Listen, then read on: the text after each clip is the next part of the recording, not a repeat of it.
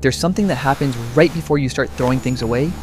It's not just a mood, it's not just boredom, and it's definitely not because you suddenly became a minimalist overnight. Something shifts inside you, quietly, deeply, and before you even realize what's happening, you're standing in the middle of your room, holding an old jacket you haven't worn in 3 years, and you just need it gone.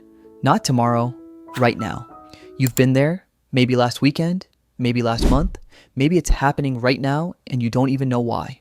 And here's the thing nobody talks about.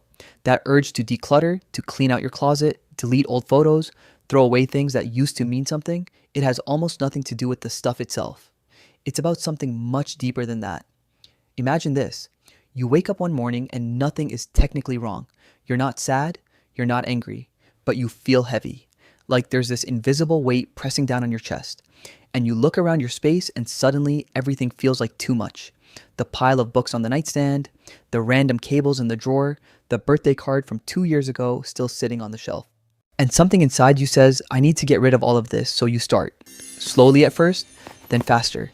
And for a little while, it actually feels like relief. That feeling is real, and it's not random. Psychologists have found a powerful link between our physical environment and our emotional state.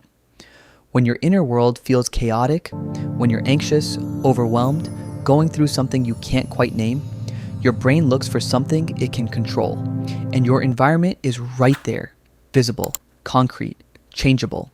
So decluttering becomes a way of telling yourself, even if everything inside me feels out of control, I can control this. It's not about the clutter. It's never really about the clutter.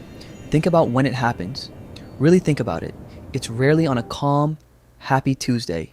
It almost always comes after something, after a hard conversation, after a period of stress that stretched on for too long, after a relationship ends or shifts or quietly disappears, after a version of yourself you were holding onto for years finally starts to feel like someone you no longer recognize, and your brain, without telling you, decides it's time to let go of something physical, because letting go of the emotional thing, the real thing, is still too hard to touch.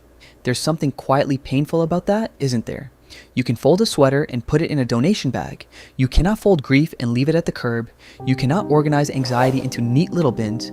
You cannot donate the version of yourself that you've been clinging to, but know you've already outgrown. So you do the thing you can do. You clean.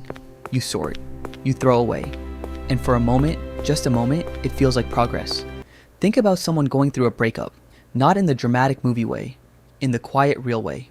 They're sitting in their apartment a few weeks later and they start reorganizing their entire kitchen at 11 o'clock at night. Why the kitchen? It doesn't make sense. Nothing was wrong with the kitchen, except something inside them needed to move, needed to shift something, needed proof that life could be rearranged into something better. Think about someone who just left a job they stayed in too long. Their first week of freedom isn't filled with celebration, it's filled with going through drawers and closets they haven't touched in years. Throwing things away they didn't even remember they owned, like they're literally making room for who they're about to become. Or think about someone who just had a big birthday, not necessarily a breakdown birthday, just a quiet one where they sit with how much time has passed, and then suddenly they need to go through everything in their home and figure out what still belongs in their life and what doesn't. In every single one of those situations, the stuff on the surface wasn't the real thing being dealt with. It raises a question though, and it's one worth sitting with for a moment. If decluttering is a way of processing emotions you can't directly face, what happens when you finish? When the closet is clean and the bags are gone and the space feels lighter, does the feeling go with it? Sometimes, honestly, yes. There's a genuine psychological relief that comes from clearing your environment. Studies on what researchers call environmental psychology show that cluttered spaces can actually increase cortisol levels, your body's primary stress hormone. So physically clearing your space can create a measurable drop in stress. It's not just a feeling, it's something happening in your nervous system. But here's what's also true, and this part is important. Sometimes you finish decluttering and the heaviness is still there, quieter maybe, but still there, because the closet was never really the problem, and some part of you knew that the whole time. And that's when you realize something. Decluttering at its deepest level is a ritual, not a solution. A ritual that your mind and body created to help you move through something that had no other exit. It's the physical language of an emotional need that doesn't have words yet. It says, I am ready to let something go. I am ready to stop carrying things that no longer belong to me. I am making space, even if I don't know yet what I'm making space for. And that is not weakness. That is not avoidance. That is your mind doing the only thing it knows how to do with an emotion that's too large to hold still.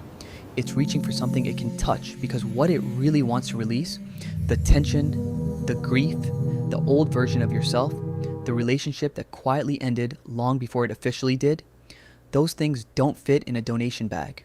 But maybe, just maybe, clearing out the physical space is the first honest step toward facing the emotional one. Because when the room is quiet and the shelves are bare and you sit with what's left, you can't distract yourself anymore. And in that stillness, the real thing you needed to process finally has room to breathe. You weren't just decluttering your space, you were decluttering yourself. And that takes more courage than most people will ever give you credit for.